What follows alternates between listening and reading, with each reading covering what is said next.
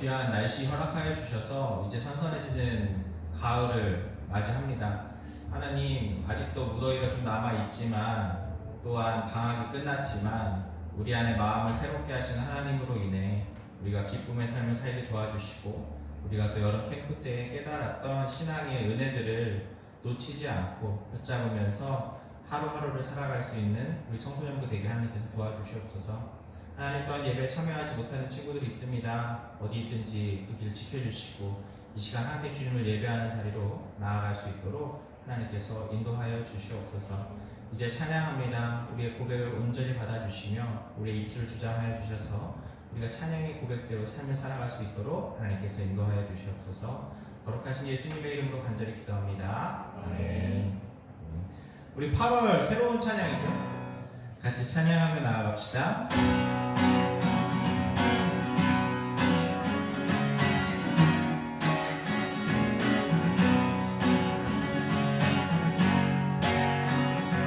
우리 주를 만나고 새로운 삶을 시작했네. 모든 것을 알 수 있을 거라고 자신감으로 가득 설레는 마음만으로 넘어지고 일어나기도 해. 오랜 시간 서서히 차오르는 믿음은 그 걸음을 재촉하지 않고 이전과 다른 삶의 무게로 한 발 한 발 힘을 주며 걸어가게 하는 신비가 있네. 오늘 수많은 문제와 고통이 우리를 애워싸고시긴 하지만 주를 향한 노래는 멈출 수 없어. 할렐루야 소리쳐요. 한 번 더 처음부터. 우린 주를 만나고 새로운 삶을 시작했네. 모든 것을 알 수 있을 거라고 자신감으로 가득 설레는 마음만으로 넘어지고 일어나기도 해.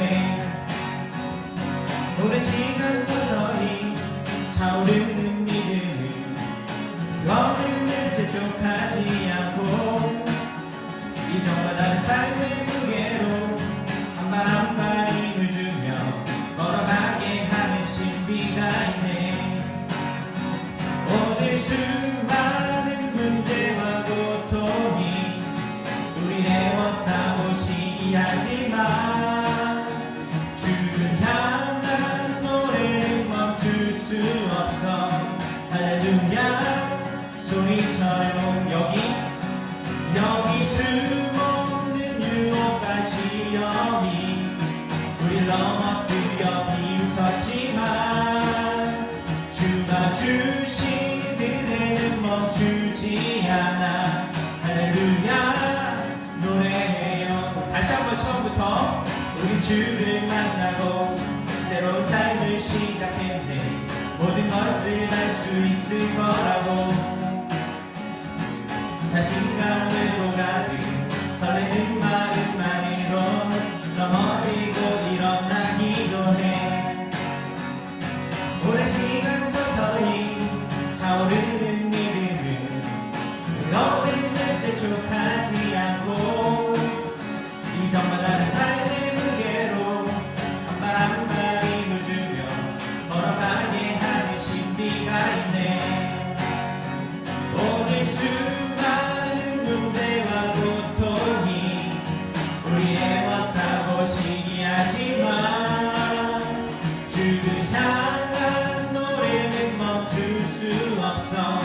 할렐루야 소리쳐요. 여기 수없는 유혹과 시험이 우릴 넘어뜨려 비웃었지만 주가 주신 은혜는 멈추지 않아. 할렐루야 노래해요. 그가 오시는 날까지, 그가 부르시는 날까지 끝나지 않는 무거운 질문을 지고 그날의 모든 것들에 의심이 사라질 때면 우리의 모든 시간이 아름답게 그가 오신 날까지, 그가 끝나지 않는 무거운 질문을 지고 그날의 모든 것들에 의심이 사라질 때면 변하지 않는 사랑의 품에 오늘 수많은 문제와 고통이 우리 애워싸고 시기하지만 주를 향한 노래는 멈출 수 없어 할렐루야 소리쳐요 여기 수없는 유혹과 시험이 우릴 넘어뜨려 비웃었지만 주가 주신 은혜는 멈추지 않아 할렐루야 노래해요. 아멘. 엄청 찬양이 어렵나요? 예, 여러분들 잘할 수 있어요. 목사님이 찬양을 고른 이유는 8월의 찬양으로 캠프 갔다 오고 나서 좀 그 가사의 고백대로 이제 한번 열심히 살아보겠다 하는데 또 모든 걸 다 잘할 수 있을 것 같다고 생각하지만 넘어지기도 하기도 하고 일어나기도 하죠. 그래서 우리 찬양의 가사대로 우리가 하나님, 예수님이 우리를 부르시는 우리가 또 천국에 도달하기까지의 삶을 살아갈 때에 끝나지 않는 우리의 여정 가운데에서 기쁨을 누리며 삶을 살아가기 원한다는 마음으로 같이 고백하며 나아갑시다. 8월에 이 찬양 또 잘 익혀가지고 우리 찬양 축제 때 신나게 주님을 찬양하며 예배하면 참 좋을 것 같아요. 우리 또 하나 찬양 주가 주 되심을 같이 찬양하며 나아갑시다.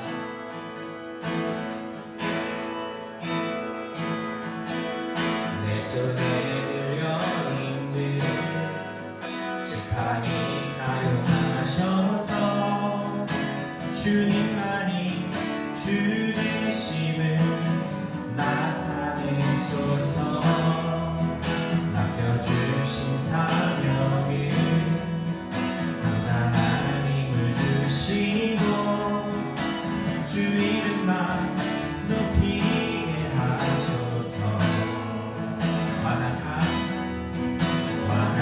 세상에서 믿음을 지키는 자로 선하신 주 의지하여 살게 하소서. 거룩한 백성으로 구별된 주의 자녀로 주 이름만 따르게 하소서. 나의 하나님 그는 여호와 유일하신 이는 그 위대하신 찬양에 세상 속에서 구별된 자로 주가 주 되심을 나 선포하리라. 아멘. 한 번 더 고백합시다. 내 손에 들려있는 지팡이 사용하셔서 주님만이 주 되심을 나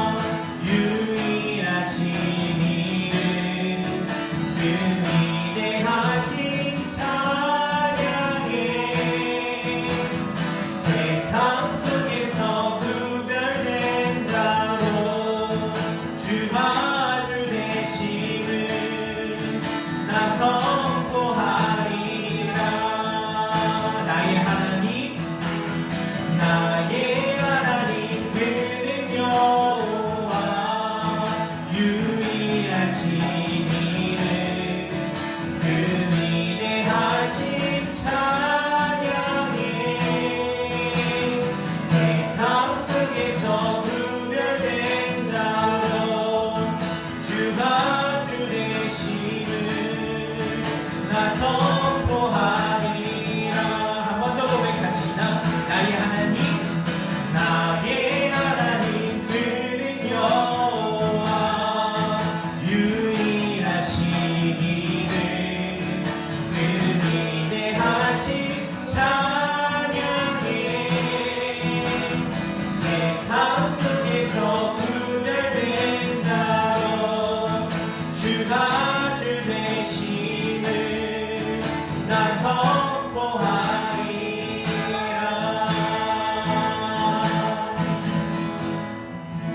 아멘. 같이 기도하겠습니다. 참으로 좋으신 하나님, 오늘 이 자리에며 주님께 예배하게 하신 은혜에 감사를 드립니다. 한 주간도 저희들을 지켜주시고 주님의 자녀로 살아가게 하심에 감사를 드립니다. 주님, 지난 수련회를 통해 주신 은혜를 잊지 않고 살아가기 원합니다. 하나님께서 주시는 인생의 여정 가운데 하나님께서 함께 해주심을 믿고 믿음과 소망과 기쁨으로 그리스도인의 삶을 살아가기 원합니다. 이제 무더운 여름방학이 끝나가고 새 학기가 시작됩니다. 우리는 공부하는 청소년들입니다. 자신의 본분에 맞도록 공부에 최선을 다하게 해주시고 솔로몬과 같은 지혜와 믿음을 허락하여 주십시오. 학교에서 좋은 교우 관계를 허락하여 주시고 우리들을 통해서 예수님을 모르는 친구들에게 삶을 통해서 예수님을 알리는 전도자의 사명을 잘 감당할 수 있도록 도와주세요. 말씀 전하시는 목사님께 주님께서 크신 능력을 베푸사 능력 있는 말씀을 전할 수 있도록 인도해 주십시오. 그 말씀이 하나님의 음성으로 들리게 하셔서 저희가 깨닫고 은혜 받아서 세상에 나아가 세상적인 것에 물들지 않고 빛과 소금의 역할을 충실히 행할 수 있도록 주님 인도해 주십시오. 이 시간 함께하지 못한 친구들이 있습니다. 또 믿다가 낙심한 친구들에게 위로의 손길을 내밀어 주셔서 다음 시간부터 함께 찬양하고 예배 드릴 수 있도록 인도해 주십시오. 오늘 저희가 온전히 신령과 진정으로 예배 드릴 수 있도록 성령 하나님께서 함께 해주십시오. 우리를 구원해 주신 예수님 이름으로 기도드립니다. 아멘. 우리 오늘 말씀은 사도행전 2장 36절에서 42절까지 말씀이에요. 사도행전 2장 36절에서 42절까지 말씀 같이 한번 읽어봅시다. 교독하겠습니다. 그런즉 이스라엘 온 집은 확실히 알지니 너희가 십자가에 못 박은 이 예수를 하나님이 주와 그리스도가 되게 하셨느니라 하니라. 그들이 이 말을 듣고 마음에 충격 베드로와 다른 사도들에게 물어 이르되 형제들아 우리가 어찌하리꼬 하거늘 베드로가 이르되 너희가 회개하여 각각 예수 그리스도의 이름으로 침례를 받고 죄 사함을 받으라. 그리하며 성령의 선물을 받으리니 이 약속은 너희와 너희 자녀와 모든 먼데 사람 곧 주 우리 하나님이 얼마든지 부르시는 자들에게 하신 것이라 하고 또 여러 말로 확증하며 권하여 이르되 너희가 이 패역한 세대에서 구원을 받으라 하니 그 말을 받은 사람들은 침례를 받음에 이날에 신도의 수가 3,000이나 더하더라. 같이 읽겠습니다. 그들이 사도의 가르침을 받아 서로 교제하고 떡을 떼며 오로지 기도하기를 힘쓰니라. 아멘. 아멘. 네, 우리 내 믿음을 보이라 위더스 프로젝트를 같이 진행하고 있죠.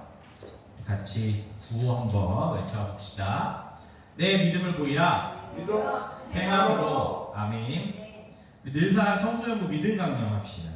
하나, 우리는 그리스도인이다. 하나, 우리는 그리스도인이다. 둘, 우리는 믿음을 행함으로 드러내어 우리의 믿음을 증명한다. 둘, 우리는 믿음을 행함으로 드러내어 우리의 믿음을 증명한다. 아멘. 우리 믿음 강령처럼 삶을 살아가기 원합니다. 2023년 한 해를 행함으로 하나님의 자녀인 것과 예수님을 믿는 것을, 믿는 그리스도임을 드러내는 여러분들이 되시기를 바랍니다. 이제 돌아오는 주간에 또 개학을 해서 학교 가는 친구들이 있죠. 어제 우리 복음반 시원이하고 진민호 하는데 시원이가 너무 아쉽게 학교 개학한다고 아쉬움을 표하더라고요.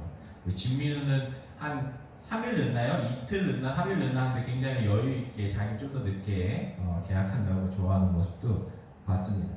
도찐, 개찐이죠. 예, 거기서 거기인데 하루 차이가 여러분한테도 크잖아요. 그죠? 8월 15일을 값지게 쉴 수 있느냐, 그냥 쉴 수 있느냐, 이런 느낌도 있을 것 같아요. 목사님은 이번 한 주를 좀 보내면서 많은 생각을 하면서 삶을 좀 살았습니다. 좀 이번 주간에 일이 많았어요. 그러니까 하는 일 말고 어떤 생각에 대한 일들이. 그래서 장례식도 갔다 오게 됐고, 또 캠프가 끝나서 여러분들의 피드백을 보면서 좀 스스로 또 캠프 피드백을 좀 갖는 시간을 가졌습니다. 그런데 이제 매번 캠프가 끝나고 나서 캠프 피드백을 여러 번에서 받지만 목사님 스스로도 목사님들과 같이 하잖아요. 근데 이 캠프의 여운이 좀 가시지 않는 한 주가 되었습니다. 목사님. 좀 캠프에 충격을 많이 받았기 때문인데요. 어제 시원이하고 민우한테도 조금 나눴지만 첫 번째 충격이 뭐냐면 캠프 프로그램에 대한 피드백이에요. 여러분들 캠프를 처음 하는 친구도 있고 오랜만에 하는 친구도 있겠지만 그 같이 갔던 사실 청년들이 있었잖아요. 규은이, 우리 김래연, 이렇게 황교안, 김래연 이런 목자님들, 보조 목자님들 같이 수련회를 했던 그때에는 기억에 남은 시간을 물어보면 대다수가 두 가지의 질문 이외, 두 가지 답변 이외에는 나오지가 않았어요. 첫 번째는 물놀이 재밌었다. 두 번째는 밤새서 노는 거 재밌었다. 이 두 가지, 그러니까 유익한 시간 뭐 이런 걸 다 통틀어서 이 두 가지 답변 외에는 사실 나오지가 않았어요. 근데 이번 캠프에는 캠프의 기억에 유익한 부분, 재밌었던 부분은 물론 그런 부분도 나왔지만 유익했거나 기억에 남는 부분에 대해서는 대부분이 철로 역정에 관련된 프로그램을 이야기했고 영상을 또 얘기했습니다. 어떤 친구는 예배와 기도회가 또 기억에 남는다고 이야기하는 친구도 있었습니다. 목사님에게 굉장히 새로운 충격이었어요. 왜냐하면 수련을 캠프를 벌써 한 7, 8년 했잖아요. 그 가운데에 역대급 피드백이 나온 것이죠. 근데 여러분들에게 있어서 목사님이 여러분들은 특별히 더 캠프 때 마음을 많이 썼고 그때는 좀 덜 쏟았냐? 사실 그런 건 아니었어요. 오히려 그때 더 젊었잖아요. 30대였으니까 더 열심히 힘을 내서 같이 하고 같이 놀고 이랬던 때가 있었는데 이번에는 왜 피드백이 달랐을까? 이런 생각을 좀 하게 됐습니다. 어떻게 보면은 이것은 사람이 한 것이 아니라 사실 하나님께서 하신 것이라고 생각되는 피드백이었습니다. 그동안은 캠프를 목사님과 목자님들이 열심히 준비해서 이런 캠프를 해서 애들을 이렇게 변화시키면 좋겠다, 이런 마음을 품게 하면 좋겠다라는 것들이 있었지만 이번 캠프는 사실 그런 목적보다도 목자님들과 목사님도 이 캠프, 이 철로역정의 영상과 또 프로그램을 통해서 은혜를 좀 받고 함께 느끼는 것들을 좀 많이 누리기도 했습니다. 그래서 목사님도 이 캠프를 준비하면서 은혜가 많이 되었습니다. 은혜가 되었다라는 이야기는 쉽게 얘기해서 목사님 안에 생각들이 생겨나기 시작했다라는 부분이죠. 목사님도 이제 매번 말씀을 준비하고 또 전하잖아요. 근데 이런 부분에 대해서 익숙해지면 신앙생활하는 것이 목사님이 어떻게 바라보면 일처럼 되는 경우가 꽤 많아요. 목사님도 막 예배를 드리고 감격을 누리고 찬양을 하면서 감격을 누리고 이래야 되지만 어느 땐가는 몸도 지치고 힘들고 그럴 때면 이것들이 익숙해질 때면 습관처럼 할 때가 많이 생긴다는 것이죠. 그런데 이번 캠프를 통해서 목사님도 이것들을 좀 다시 생각하고 깊이 생각하는 기회가 되었습니다. 우리 목자님들도 분명 그런 생각을 가지셨을 거라고 생각이 들어요. 물론 우리 목자님들 중에서는 이번 캠프가 처음인 분들도 계셨기 때문에 이런 피드백이 그래 이럴 수 있겠지 라는 생각도 많이 가질 수 있지만 또 오래 목자님을 하셨던 분들이나 목사님 같은 경우는 캠프에 대한 피드백이 정말 새로웠습니다. 그래서 이 피드백을 적은 여러분들에게 캠프에 대한 조그마한 고민들로 인해서 삶의 어떤 부분에 변화가 일어나면 좋겠다라고 하는 소망을 합니다. 여러분들이 정말 그렇게 되었으면 좋겠어요. 그래서 목사님이 이번 주 어떤 말씀을 전할까 고민을 많이 하다가 정한 주제가 바로 이것입니다. 신앙을 드러내는 성도예요. 하나님을 굳게 믿고 의지하는 또 여행을 하는 우리에게 필요한 것은 무엇일까요? 여러분들 여행 해봤어요? 국내 여행 말고 나는 해외여행 해봤다. 해외여행 그래도 자그마치 몇 프로야? 둘레, 여섯, 일곱이니까 7명 중에 2명이면은 한 30%는 넘어가는 거죠? 31%인가요? 모르겠네. 어쨌든 굉장히 많은 사람이 해외여행을 해봤네요. 해외여행을 할 때 가장 필요한 것이 뭐예요? 꼭 필요한 거? 여권입니다. 여권. 여권이 왜 필요해요? 여권이 무슨 역할을 해요? 몰라요. 여권이 왜 필요한지 모르는데 여권이 꼭 필요한 건 알고 있다. 굉장해요. 괜찮아요. 잘했어요. 여권이 꼭 필요한데 신분증이 필요해요. 내가 어느 나라 사람이고 어떤 사람인지에 대한 신분을 증명해 줄 수 있는 것이 바로 여권입니다. 여행을 할 때 꼭 필요한 것이죠. 물론 국내 여행에는 여권은 필요가 없어요. 그러나 사실 어느 여행을 하든지 자신의 신분을 증명해 줄 만한 것들은 꼭 필요합니다. 이 땅에서의 우리의 여행은 천국 안에서의 여행이 아니에요. 하나님 안에서의 여행은 사실 되기가 쉽지가 않죠. 세상 속에서의 여행이 되고 있습니다. 물론 그 안에서 우리가 하나님 안에 거하는 삶을 살아야 하고 그것을 목표로 삼고 있지만 쉽지가 않은 부분이에요. 그렇기 때문에 우리는 우리의 신분을 증명해 주면서 우리 스스로가 잊지 않아야 할 신분증이 필요하다는 것이죠. 그게 뭘까요?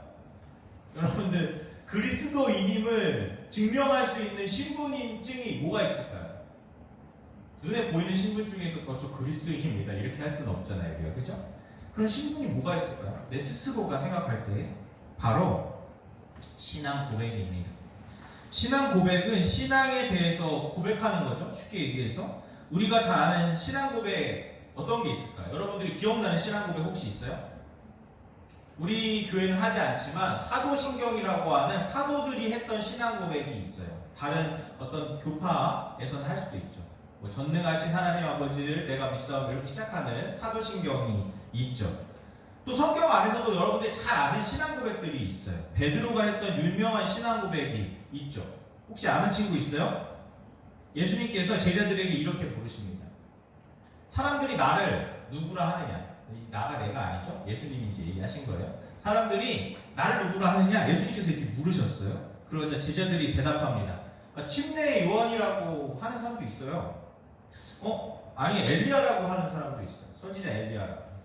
아니면 예레미야 선지자나 아니면 또 다른 선지자라고도 많이 이야기합니다. 막 제자들이 이렇게 얘기하기 시작했습니다. 그러자 예수님께서는 그 제자들에게 물으세요. 그러면 너희는 나를 누구라 하느냐? 라고 물으셨어요. 그러자 베드로가 대답을 하는데요. 이것이 유명한 신앙 고백이죠. 마태복음 16장 16절 말씀인데 한번 같이 읽어보겠습니다. 마태복음 16장 16절 말씀 시작. 시몬 베드로가 대답하여 이르되 주는 그리스도시요 살아계신 하나님의 아들이시니라. 아멘. 우리가 알고 있는 이 대표적인 신앙 고백이죠. 들어보셨죠? 주는 그리스도시요 살아계신 하나님의 아들이십니다. 예수님을 하나님으로 고백하고 있는 신앙 고백입니다. 예수님은 우리들의 구원자시며 하나님이십니다 라고 고백하는 부분이에요. 이처럼 신앙 고백이란 쉽게 말해서 자신의 믿음을 입으로 드러내어 고백하는 것을 이야기합니다. 이것은 대단히 중요해요. 너 믿고 있는 거 뭐 티내는 거야? 이렇게 말할 수도 있죠. 티내는 거예요. 신앙 고백이란 내가 하나님을 믿는 것을 티내는 것을 이야기합니다. 대단히 중요해요. 왜냐하면 이 신앙 고백을 함으로 자신의 신앙에 대해서 더 큰 힘을 줄 수 있기 때문이에요. 내가 그리스도임을 자랑할 수 있으며 내가 이것에 대해서 떳떳하다고 하는 것을 드러낼 수 있는 부분이기 때문입니다. 우리의 신앙을 더 굳건히 세울 수 있는 부분입니다. 신앙 고백 위에 말이죠. 그래서 시몬 베드로가 이런 대답을 했을 때에 예수님께서는 이 시몬 베드로를 칭찬하시면서 그 위에 교회를 세울 것을 이야기해 주셨어요. 이 고백 위에 내가 내 교회를 세우겠다 말씀을 주셨죠. 이처럼 우리의 신앙 고백 위에 하나님께서 우리의 믿음을 세워 가십니다. 굳게 믿고 의지하는 여행, 우리가 배웠죠. 철로 역정을 통해서 우리 삶의 여정이 이와 같다고. 이 목적의, 이 여행의 목적이 무엇이라고 했어요? 하나님을 굳게 믿고 의지하는 것이 목적이라고 했습니다. 그래서 삶의 여러 가지 부분마다 우리가 하나님을 굳게 믿고 의지해야겠다라고 해서 살아가야 된다고 했었죠. 그리스도인의 뜻은, 여러분들 그리스도인이라고 하면 무슨 뜻인 줄 알고 있죠? 많이 이야기해서 그리스도를 따르는 사람들을 이야기해요. 그런데 그리스도인과 비그리스도인을 어떻게 구별할 수 있을까요?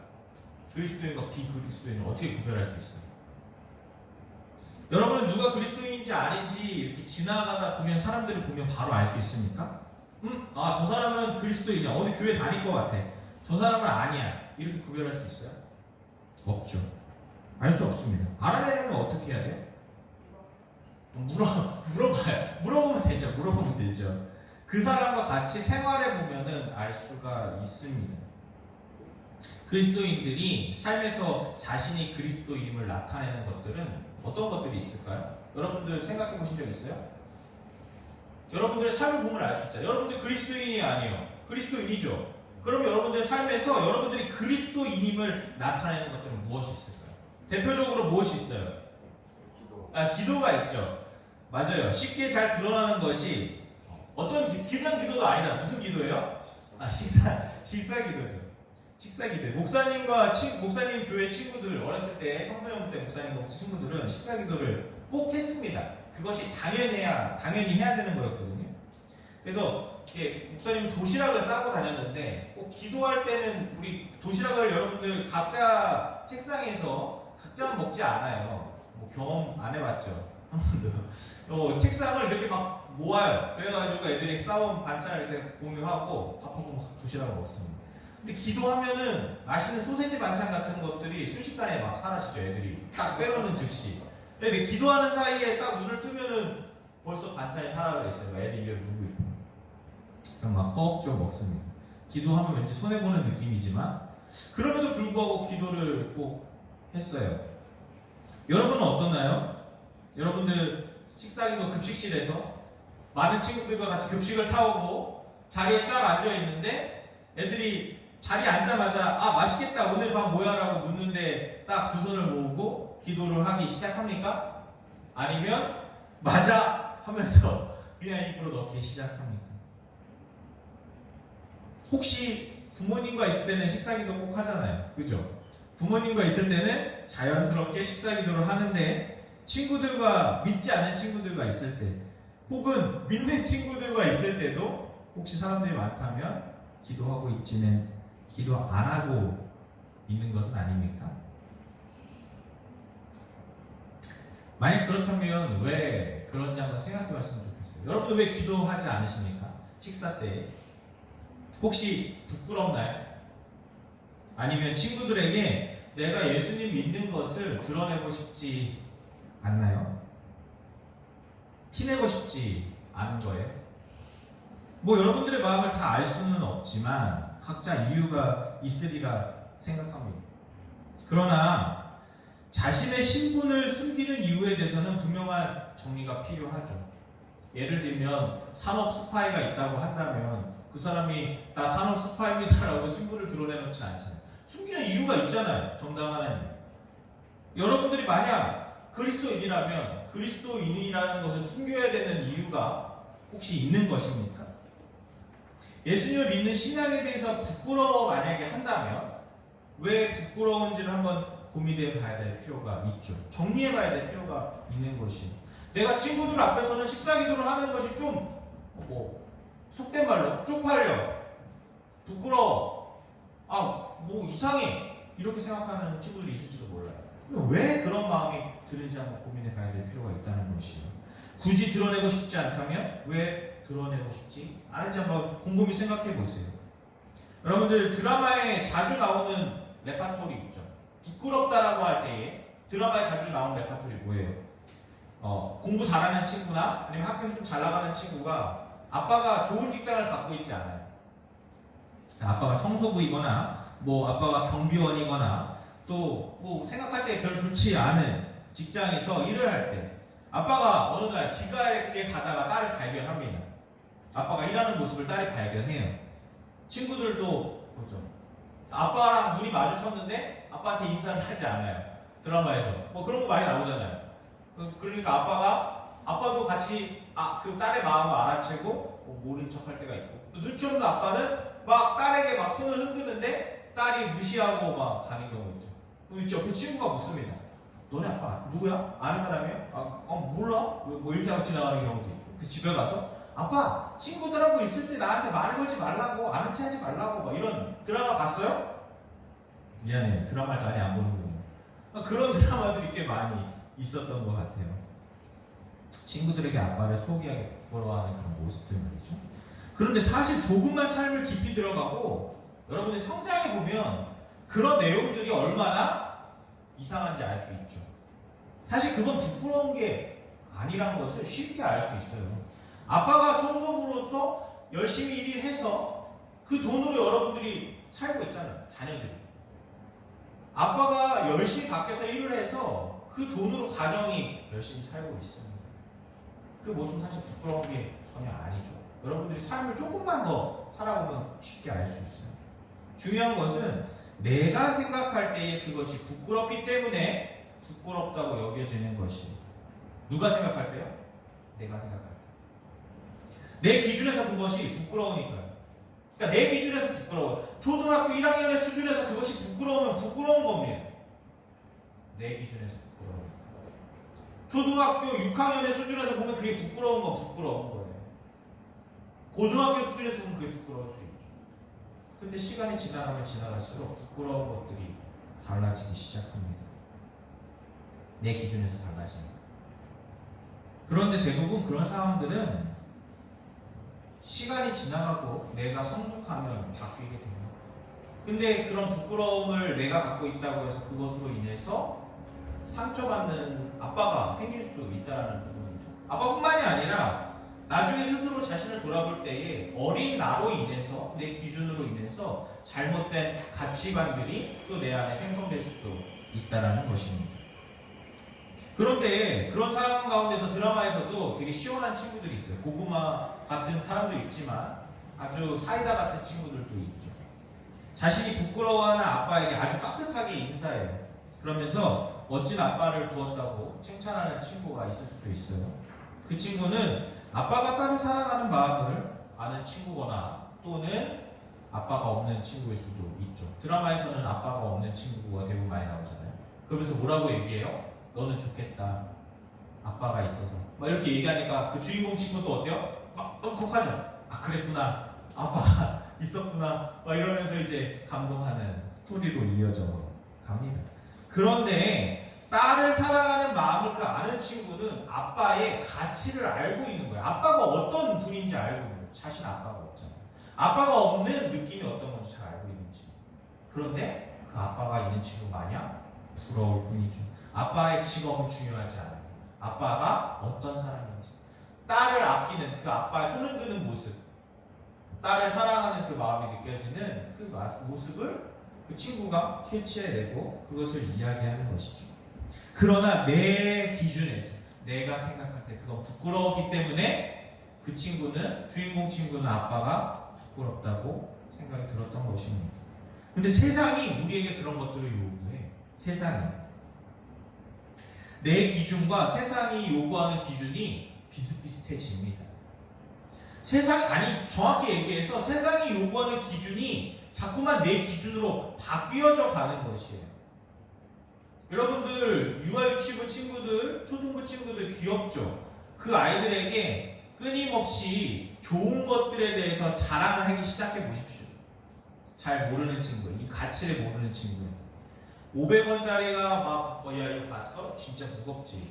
이게 사실은 진짜 제일 큰 돈이야 하면서 만원짜리 들고 있는 꼬마에게 야 이거 봐, 이거 봐라, 이거 진짜 무겁지. 이거 동그랗게 생겨가지고 두껍고 이거 나랑 바꿀래? 그 종이는 내가 금방 날아가 버리니까 보관하기도 힘들잖아. 5만원짜리 들고 있는 애한테 아무도 없을 때 막 가가지고 막 이걸 얘기한다면 그 가치를 모르는 친구는 어떻게 해요? 바꾸죠. 그래 얘기하잖아요. 할아버지 할머니들한테 엄마 아빠가 얘기하잖아요. 잘 모를 때 500원짜리 1000원, 500원짜리 더 좋아해요. 좀 무거운 걸 더 좋아해요. 가벼운 거 안 좋아해요. 막 이렇게 얘기하면 애들은 뭐 돈의 가치도 모르고 두툼하게 주면은 그거 받아서 좋아합니다. 가치를 잘 모르기 때문에 그럴 수 있어요.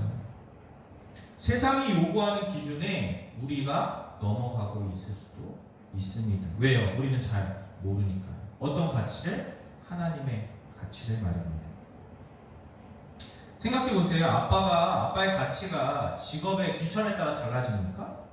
그렇지 않죠. 아빠의 사랑이 돈에 따라 달라집니까? 우리 아빠는 나에게 용돈 한 달에 30만원씩 줘.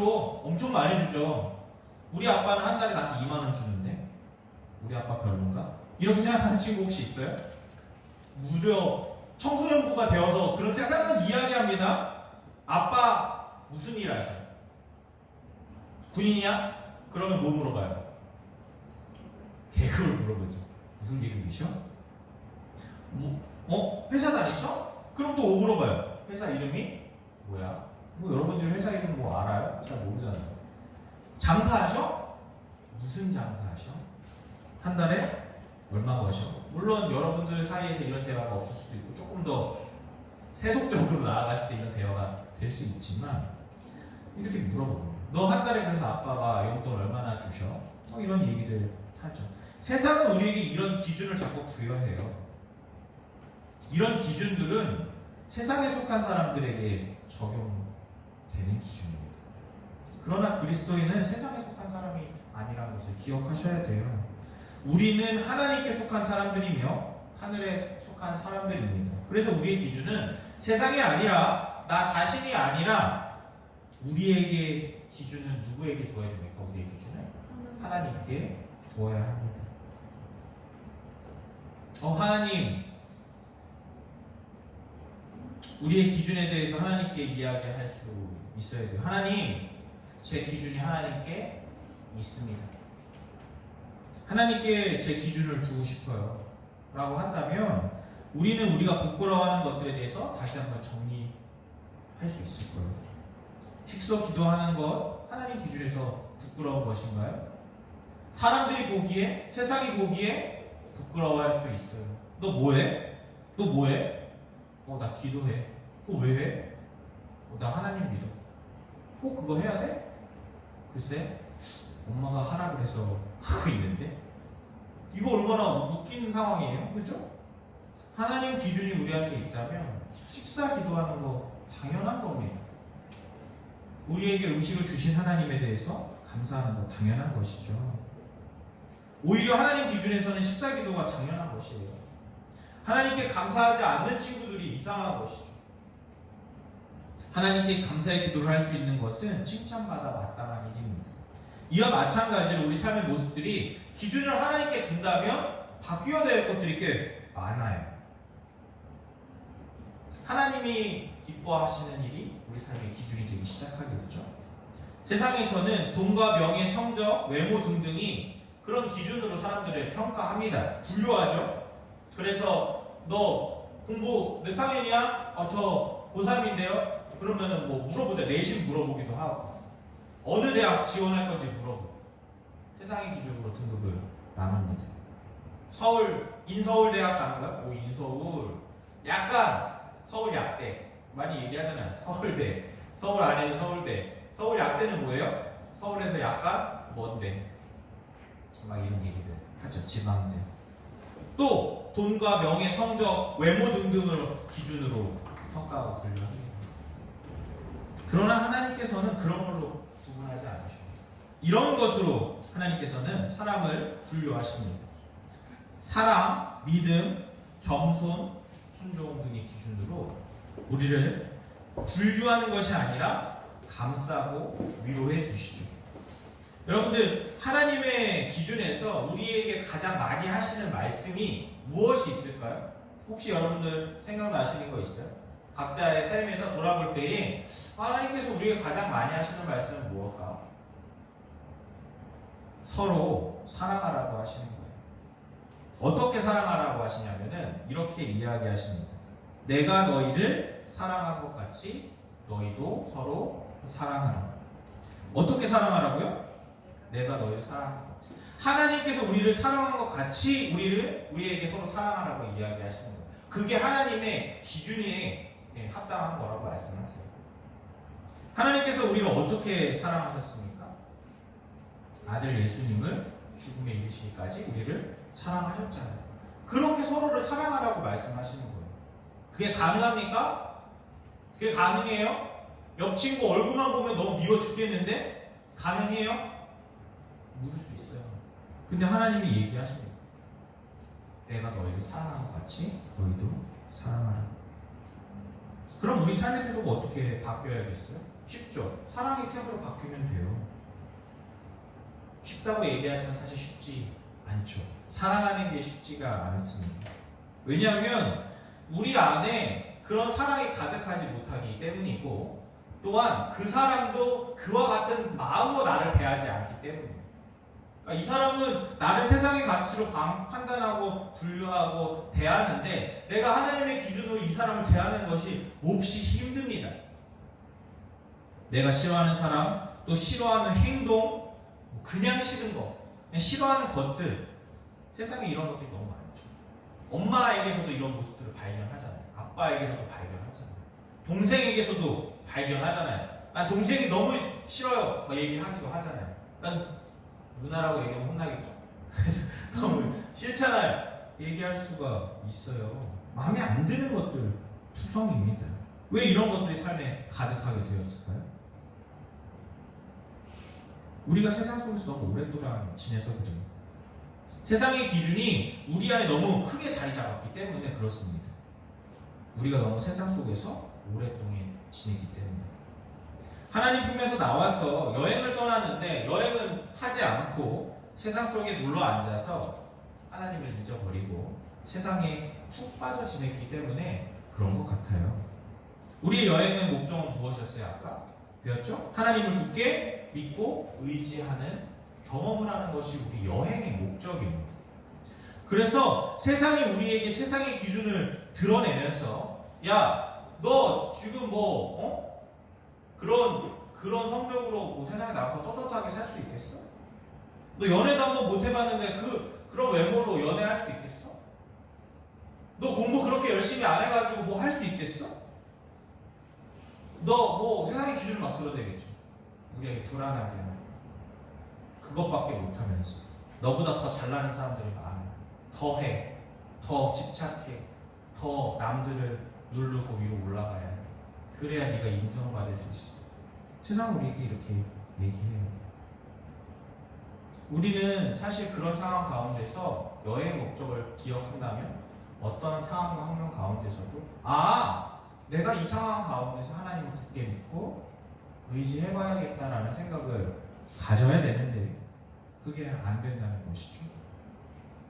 오히려 세상의 유혹과 협박에 굴복합니다. 오히려 그 세상의 기준에 내 기준을 받아들여요. 그 기준이 맞나 보다. 하나님을 밀어내기 시작합니다. 맞죠? 학교에서 몇 등 나누면서 몇 등급 나누고 공부 잘하는 애들이 조금 떠들고 뭐라고 하면 선생님이 대충 뭐라고 하는데, 공부 안 하는 애들이 조금 뭐라고 하면은 뭔가 차별되고 하는 것 같은 느낌도 듭니다. 무엇인가 그 친구가 나보다 더 낫다라는 생각을 갖게 되는 경우도 많이 있어요. 그 기준이, 세상의 기준이 점점 나에게 다가오죠. 나도 그 기준으로 사람을 대하기 시작합니다. 하나님을 밀어내기 시작해요. 그런 상황 가운데서도 하나님을 굳게 믿고 의지하는 삶으로 나아가야 되는데, 그것이 나를 판단할 수 없어. 그것이 나를 정죄할 수 없어. 그것이 나를 분류할 수 없어. 나는 하나님의 귀한 자녀야. 건강한 마음으로 살아가야 되는 게 당연한데도 점점 하나님이 밀려나가기 시작하고 세상의 기준이 내 안에 가득 차기 시작해요. 그래서 목사님이 지난주에 이야기했잖아요. 여러분들의 순수했던 신앙의 모습들, 어렸을 때 말입니다. 목사님 아들 박인서의 신앙 고백에 대해서도 이야기했었죠.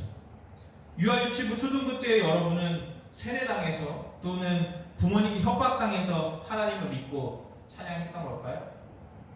그렇게 예배하고 기도했던 것일까요? 아니에요. 여러분들 알잖아요. 그게 억지로 됩니까? 여러분들한테 막 억지로 야 일어나가지고 찬양해 손 들고 웃으면서 기쁘게 찬양하자고 야 안 해? 뭐 혼나볼래? 막 이렇게 협박. 너네 부모님한테 다 잃는다 안 한다고? 그럼 여러분들 합니까? 안 해요. 자기가 싫으면 안 해요. 박인선도 자기가 싫으면 안 해요. 8살. 4살도 자기가 싫으면 안 합니다. 맞잖아요. 여러분들 아니에요? 자기가 싫어도 억지로 그걸 하고 있습니까? 아니에요. 하나님을 억지로 믿는 것은 가능하지 않습니다. 그 억지로 믿는 하나님께 엄마가 아프니까 아프지 않게 해달라고 기도할까요? 그렇지 않다라는 거예요. 두 손을 모으고 두 눈을 꼭 감고 기도했던 여러분들의 어린 시절의 믿음이 어떻습니까? 여러분들 보기에 그냥 웃기기만 합니까? 하찮습니까? 가식적으로 보여요? 세뇌당한 것처럼 보입니까? 여러분들 육아유치부 정은우 4살 최근에 우리 밴드에 올라왔던 사진이죠. 육아유치부에도 이렇게 기도하는 거 알아요? 몰라요? 알죠? 여러분들 이렇게 했을 것 같아요? 안 했을 것 같아요? 목사님 박영이 이렇게 기도하고 있는 사진이 있어요. 박영 7살 때 이렇게 기도했던 사진이 있다니까요? 여러분들? 진예림이 이렇게 기도했던 사진이 없을 것 같아요? 있어요. 여러분들 다 부모님이 이런 사진 갖고 있습니다.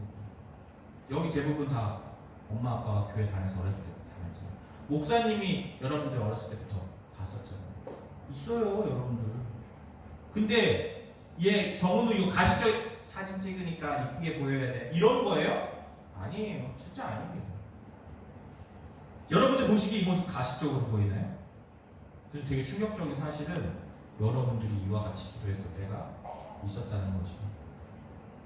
정은우도 초등부를 지나서 청소년부에 들어오면 눈 뜨고 기도 안 하고 식사 기도하는 것도 원래 하겠죠. 부끄럽다고 생각할 거예요. 왜 그렇게 바뀔까요? 왜? 도대체 뭐 때문에 이렇게 열심히 기도하고 하나님을 찾았는데 왜 바뀌었을까요? 잠자기 전에 꼬박꼬박 기도하잖아요. 눈 감고. 최근에도 박인서가 얘기했는데 잠이 너무 자는 게 무서워서 불 켜고 항상 잤는데 들어와서 눈 뜨고 아빠 방에 오려고 했는데 아빠가 방에 들어오지 말라고 했다 그래서 문 밖에서 기도하고 하나님한테 다시 무섭지 않게 해달라고 기도하고 돌아가서 잤다고 하는 이야기를 들었을 때 얼마나 대견했는지 몰라요. 사실 잠자기 전에 꼭 기도하죠. 초등학교 때부터 큐티 열심히 하잖아요. 말씀에 궁금한 것들 부모님께 막 물어봤잖아요. 아직도 저는 기억나는 건 영희가 큐티를 초등학교 때 진짜 열심히 했어요. 그래가지고 그 서영석 집사님한테 말씀을 큐티한 걸 가지고 말씀을 나눴던 것 같아요. 근데 서영석 집사님이 질문에 답을 잘 못해줘서 목사님에게 찾아와서 물어봤던 기억이 나요. 그래서 목사님한테 물어봐서 답을 얻어서 영희에게 전해주었던 그 내용 말입니다. 근데 여러분은 이런 순수했던 믿음이 다 어디로 간 것입니까? 믿음이 완전 사라진 것인가요? 이때의 믿음은 가식적인 것이었기 때문에 없어졌던 걸까요? 그렇지 않습니다. 사라지지 않았어요. 여러분들 안에 있습니다. 우리가 이걸 철로역정 시간에 배웠죠. 같이 하면서. 언제요? 해설자의 집에서. 여러분들 어떤 사람이 불 타고 있는 장벽을 막 꺼트리려고 물을 계속 붓는데 불이 꺼지지 않잖아요. 왜요? 뒤에서 누군가가 계속 기름을 붓고 있었잖아요. 해설자가 설명하죠. 그 물 붓는 사람이 누구라고요? 마귀라고요. 세상의 유혹으로 여러분들의 마음속에 있는 은혜의 불들을, 신앙의 불들을 꺼트리려고 한다고요. 근데 꺼지지 않는 이유는 무엇이에요? 뒤에서 예수님께서 끊임없이 기름을 붓고 계시거든요. 여러분들 안에 있는 신앙의 불길이 꺼지지 않았어요. 여러분들이 저 순수했던 믿음은 사라지지 않습니다. 사라질 수가 없어요. 성경 말씀대로 하나님께서는, 예수님께서는, 성령님께서는 여전히 여러분들 가운데 계시며 떠나지 않으십니다. 마태복음 28장 18절에서 20절 말씀을 한번 읽어볼게요. 같이 읽어봅시다. 시작. 예수께서 나와 말씀하여 이르시되 하늘과 땅의 모든 권세를 내게 주셨으니 그러므로 너희는 가서 모든 민족을 제자로 삼아 아버지와 아들과 성령의 이름으로 침례를 베풀고 내가 너희에게 분부한 모든 것을 가르쳐 지키게 하라. 볼지어다 내가 세상 끝날까지 너희와 항상 함께 있으리라 하시니라. 아멘. 예수님께서 이제 하늘로 흡천하시면서 제자들에게 하신 말씀이에요. 그리고 곧 하나님을 믿는 우리에게도 하신 말씀입니다. 세상 끝날까지 너희를 떠나지 않는다. 예수님께서 우리에게 이렇게 말씀해 주셨다고요. 하나님께서는 자녀들이 결코 떠나지 않으세요. 하나님의 자녀들. 하나님을 믿는 자들에게 그 믿음을 포기하게 하지 않으시고 그 믿음을 사라지게 하지 않으십니다. 예수님의 핏값을 주고 사신 자녀들인데 어찌 사랑하지 않으시겠어요? 어찌 포기하지 않고 떠나시겠습니까? 그럴 수 없습니다. 사도 바울을 통해서 하나님께서는 우리에게 하나님의 사랑에 대해서 아주 강력하게 이야기해 주시는데요. 로마서 8장 38절에서 93절이 아니라 39절의 말씀을 한번 읽어볼게요. 시작. 내가 확신하노니 사망이나 생명이나 천사들이나 권세자들이나 현재일이나 장래일이나 능력이나 높음이나 깊음이나 다른 어떤 피조물이라도 우리를 우리 주 예수 그리스도 예수 안에 있는 하나님의 사랑에서 끊을 수 없으리라. 아멘. 하나님 사랑에서 끊을 수 없다. 여러분들이 저렇게 순수하게 하나님을 믿고 의지하고 기도했었던 여러분들의 그 신앙의 모습이 그때는 그랬는데 지금은 아니야. 그래서 그때는 하나님을 믿었는데 지금은 아니야가 아니라고. 여러분들 안에 여전히 하나님께서 계셔요. 성령님께서 계시다. 끊어낼 수 없다고 말씀하십니다. 그래서 어쩌면 여러분들이 이 자리에서 지금 말씀을 듣고 이번 캠프 가운데에 참여했을지도 모르겠어요. 여전히 하나님께서 그 길을 열어주셔서 다시금 하나님의 사랑을 회복하게 하시기 위해서 말입니다. 그 신앙의 불길을 다시금 타오르게 하시기 위해서.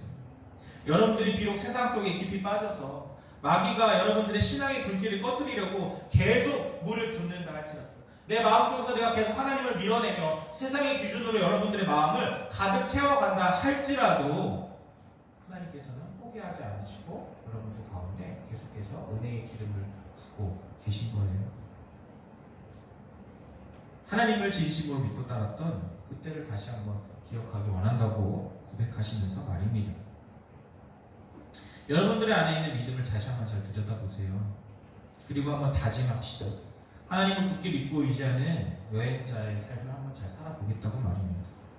믿음을 갖는다는 건 이야기했잖아요. 하나님을 신뢰하는 것이라고. 하나님을 굳게 믿고 의지하는 것이 믿음이에요. 그렇게 했을 때 사망의 음침한 골짜기를 건너갔을 때 우리 안에 믿음이 생기는 것입니다. 믿음이 더욱 굳건해지는 것입니다. 하나님을 신뢰하고 경험하니까 굳게 믿고 의지해 보니까 이것이 극복해지네, 더 잘 되네, 하나님을 경험할 수 있네, 깨달아지니까 믿음이 성장하는 거예요. 하지 않으면 성장하지 않아요. 여전히 그 자리에 있습니다. 어린아이의 믿음처럼 말이죠. 하나님 엄마 아빠가 아파요. 엄마가 배가 아파요. 하나님 병에 낫게 해주세요. 이렇게 기도하는 그 순수한 믿음 좋죠. 그러나 그 믿음에서 점점 자라나야 합니다. 그런데 우리는 오히려 자라나지 못하고 퇴보할 때가 많잖아요. 저렇게 기도하지조차 못하잖아요. 기도하는 모습을 보면 아 이쁘다라고 하지만 나는 그렇게 기도하지 않고 있잖아요. 우리는 그런 생각을 좀 버려야 합니다. 다시금 돌아가야 돼요. 하나님, 저는 하나님의 사람이에요. 나는 하나님의 자녀입니다. 나의 본향은 천국이며 다시 지금 집으로 돌아가고 있는 중이에요. 스스로에게 이런 다짐을 하며 나아가길 원해요. 이제 여러분들의 신앙을 좀 드러내십시오. 여러분들의 신앙을 드러내는 커밍아웃을 좀 하세요. 커밍아웃이라는 뜻이 뭔지 알고 있죠? 벽장에서 나오다라는 뜻을 갖고 있어요. 원래 의미는 벽장에서 나오다. 여러분들 안에 숨겨져 있는 신앙을 좀 드러내시길 바래요. 우리가 매주 하는 청소년부 믿음의 강령, 그것들을 좀 삶에서 되새기십시오. 나는 그리스도인이다. 나는 믿음을 행함으로 드러내어 나의 믿음을 증명하겠다.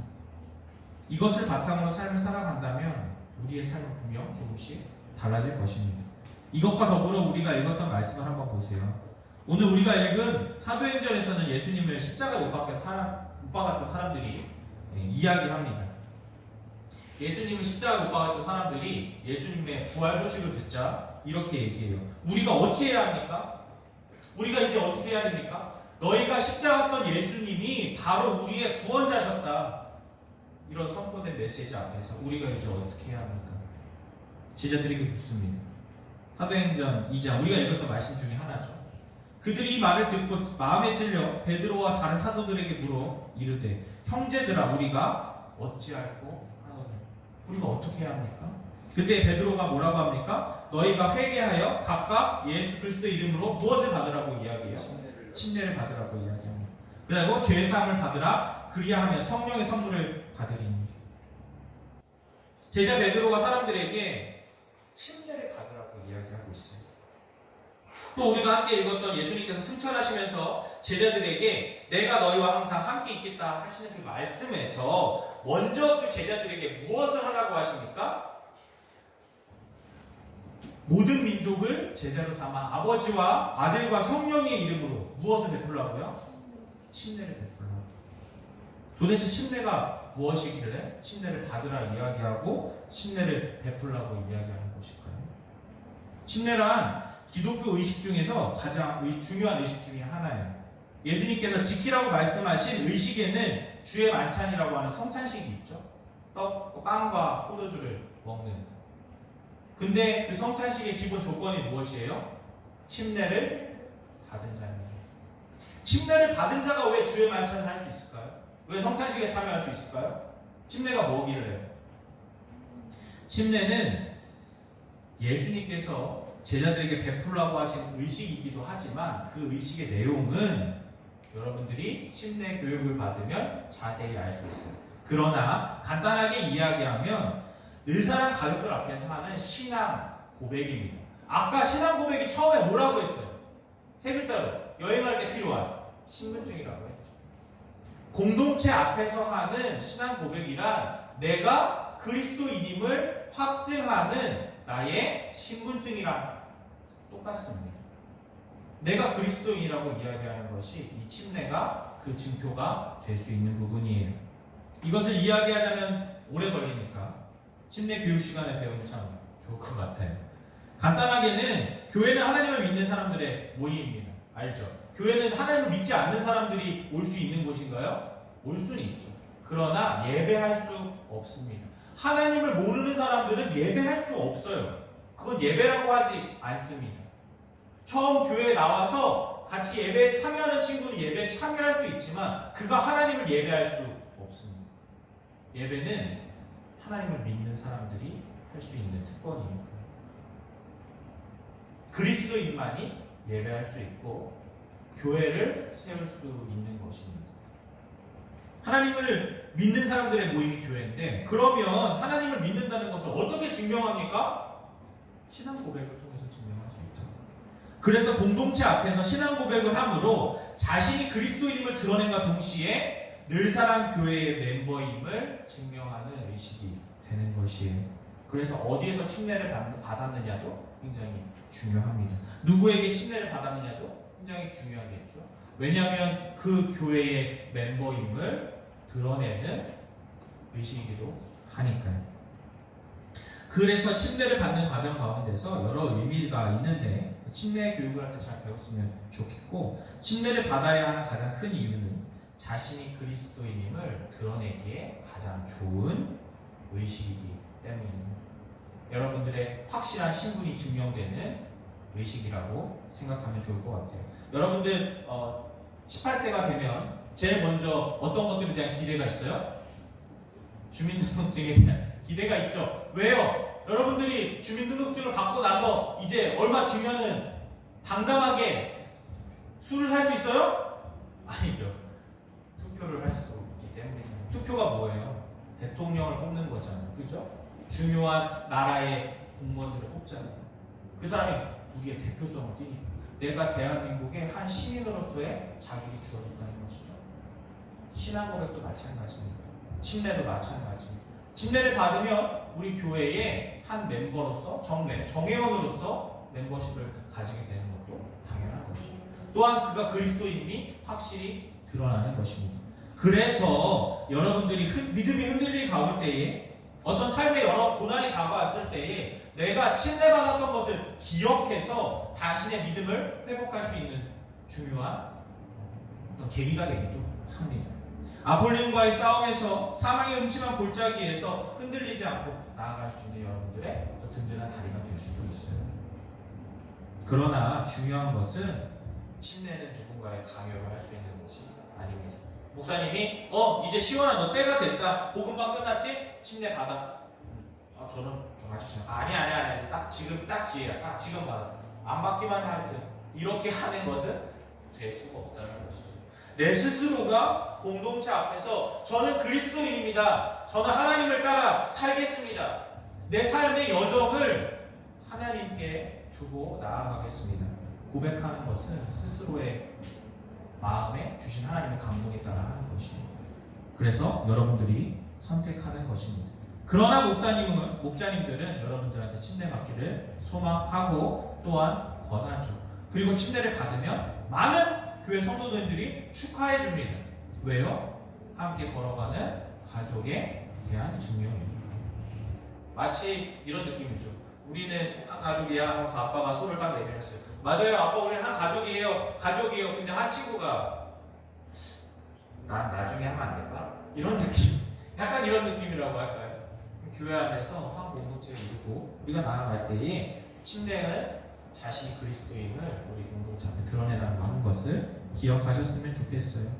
그래서 캠프 때 받았던 은혜들과 다짐들을 이어가기에 더없이 좋은 기회라고 생각합니다. 하나님께서 여러분들을 위해 예배하신 기회라고도 생각해요. 그래서 우리 청소년부 친구들이 믿음의 확신을 갖고 아직 침례를 받지 않은 친구들은 모두가 침례를 받았으면 좋겠습니다. 그래서 침례를 통해서 다시 한번 자신의 신앙을 드러내는 삶을 살기로 다짐하는 여러분들이 되시기를 예수님의 이름으로 축복합니다. 아멘. 이번 한 주 역시 위두어스 우리 함께 서로 돕고 격려하면서 오늘 말씀에 좀 마음에 새기고 또 한 주간 고민하면서 살아갑시다. 우리 청소년부 구원을 외치고 함께 기도하겠습니다. 내 믿음을 보이라 행함으로. 아멘. 같이 기도하겠습니다. 하나님 감사합니다. 오늘 신앙을 드러내는 삶을 살자라고 하는 같이 주제를 갖고 말씀을 나눴습니다. 하나님, 우리가 삶을 살아갈 때에 어쩌면 내 신앙에 대해서 부끄러워하고 있는지도 모릅니다.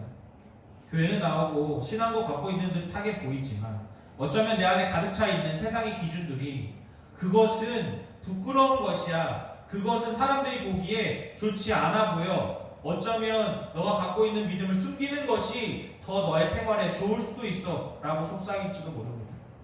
그러나 하나님 모든 상황 가운데서 우리가 하나님을 굳게 믿고 의지하는 것이 우리 삶의 목적임을 기억하게 하여 주셔서 그런 세상의 기준들이 내 안에 가득 차 있다면 조금씩 몰아내게 하여 주시고 어렸을 때 순수하게 하나님을 찾고 기도하고 하나님께 나아갔던 우리의 믿음을 회복하게 하여 주셔서 우리 안에 조그맣게 타오르고 있었던 그 불길을 다시 한번 잘 들여다보아 그 안에서 끊임없이 우리를 위해 도구하시며 기름 붓고 계시는 예수님을 발견하게 하여 주시고 다시 한번 그 감격으로 세상의 기준이 아닌 하나님의 기준으로 삶을 살아내게 도와주시옵소서.